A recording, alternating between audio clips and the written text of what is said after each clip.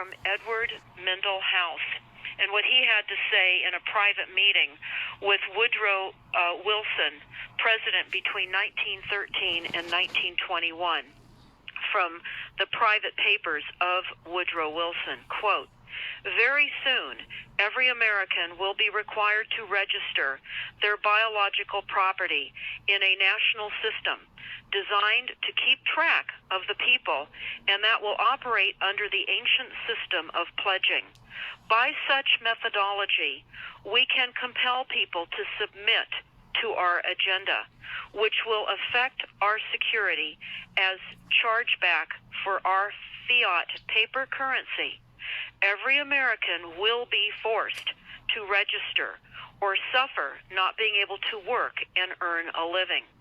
They will be our chattel, and we will hold the security interest over them forever by operation of law merchant under the scheme of secured transactions.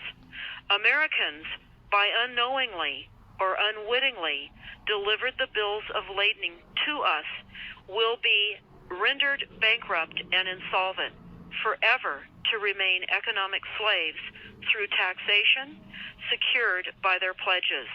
They will be stripped of their rights and given commercial value designated to keep us a profit that will be none the wiser. For not one man in a million could ever figure out our plans, and if by accident one or two would figure it out, we have in our arsenal plausible deniability. After all, this is the only logical way to fund government, by floating liens and debt to the registrants in the form of benefits and pledges.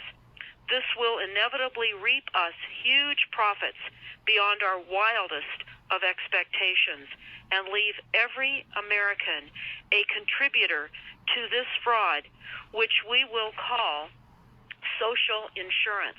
Without realizing it, every American will insure us for any loss we may incur, and in this manner, every American will unknowingly be our servant, however begrudgingly. The people will become helpless without any hope for their redemption, and we will employ the high office of the president as our dummy corporation to foment this plot against America. Having established plausible deniability, even if people become enlightened that they had a remedy and pursued it, the attorneys, judges, and legislators could claim that they did not understand the people's claims, especially if the technical requirements for achieving it were not followed pursuant to statutory requirements. Requiring the public schools to teach civics, government, and history classes out of federally approved, politically correct textbooks written by the publishing houses owned by the owners of the Federal Reserve would assure that the people would not discover the remedy for a long time, if ever. I would recommend that everyone read Fruit from a Poisonous Tree by Melvin Stamper, M-E-L-V-I-N, Stamper, S-T-A-M-P-E-R. That is Fruit from a Poisonous Tree. This is out of Chapter 2 of Fruit from a Poisonous Tree. Right now I'm going to just read a quote